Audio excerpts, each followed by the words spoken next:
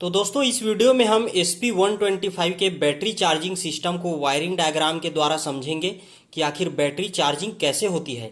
और मान लो अगर बैटरी चार्जिंग नहीं हो रही है या चार्जिंग वोल्टेज सही नहीं मिल रहा है तो कौन कौन से पार्ट को आपको चेक करना है ये भी हम डिटेल से समझेंगे। तो चलिए वीडियो शुरू करते हैं। मैकेनिक भाइयों, यह है SP125 का बैटरी चार्जिंग सिस्टम का वायरिंग डायग्राम। और इसमें यह है अल्टरनेटर स्टार्टर या ACG कॉइल, यह है ECM, यह है चाबी स्विच या इग्निशन स्विच, और यह है 4 पिन वाला मेन रिले, और यह है 5 पिन वाला स्टार्टिंग रिले या चार्जिंग रिले। ये 20 एम्पियर का मेन फ्यूज है और ये 7.5 एम्पियर का ECU का फ्यूज है। ये बैटरी है।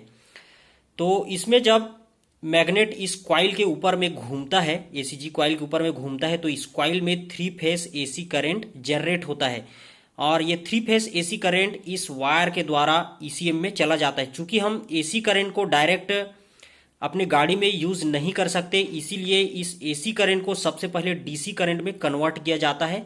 तो मैंने आपको पहले भी बताया है, इस गाड़ी में ECM ही रेगुलेटर रेक्टिफायर का काम करता है, अलग से इसमें RR यूनिट नहीं होता।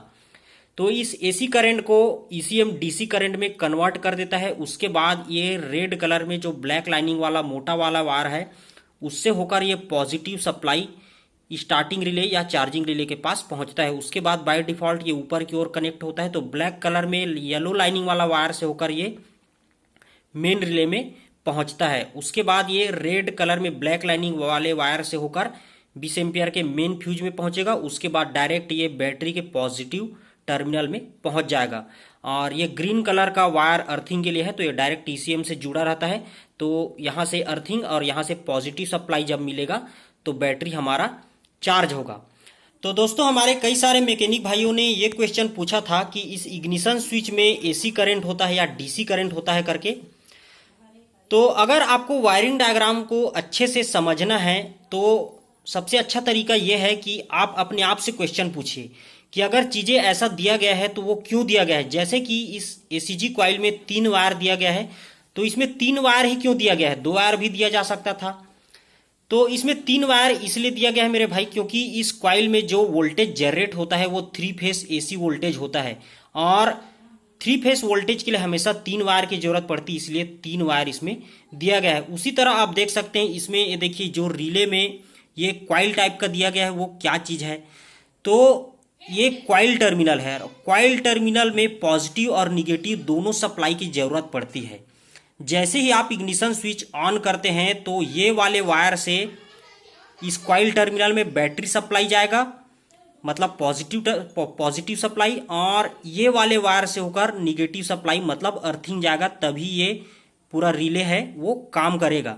तो जैसे आप इग्निशन स्विच ऑन करते हैं तो मेन रिले काम करता है, लेकिन स्टार्टिंग रिले या चार्जिंग रिले नहीं काम करता, क्योंकि इसके जो कॉइल टर्मिनल है उसको उस समय निगेटिव सप्लाई या अर्थिंग नहीं मिल रहा होता। ये निगेटिव सप्लाई या अर्थिंग इसको ECM से ये येलो वाला वायर से तभी मिलेगा जब आप चाबी स्विच ऑन करके गाड़ी में सेल्फ स्विच को प्रेस करेंगे तब।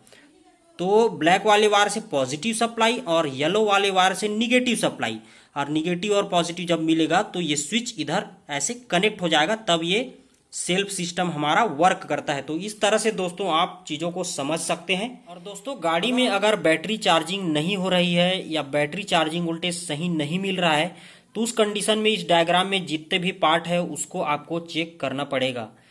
ये ACG कॉइल खराब हो सकता है, ECM खराब हो सकता है, रिले खराब हो सकता है, चाबी स्विच खराब हो सकता है। इसके अलावा गाड़ी में ये कोई सा भी वायरिंग कटा हो सकता है या करंट लीकेज हो सकता है। इसके अलावा सबसे बड़ा एक फैक्टर और होता है वो है RPM।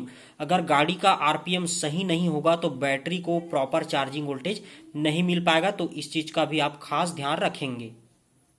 अगर आपको वीडियो अच्छी लगी हो तो वीडियो को लाइक कर देना और शेयर भी कर देना। Thanks for watching.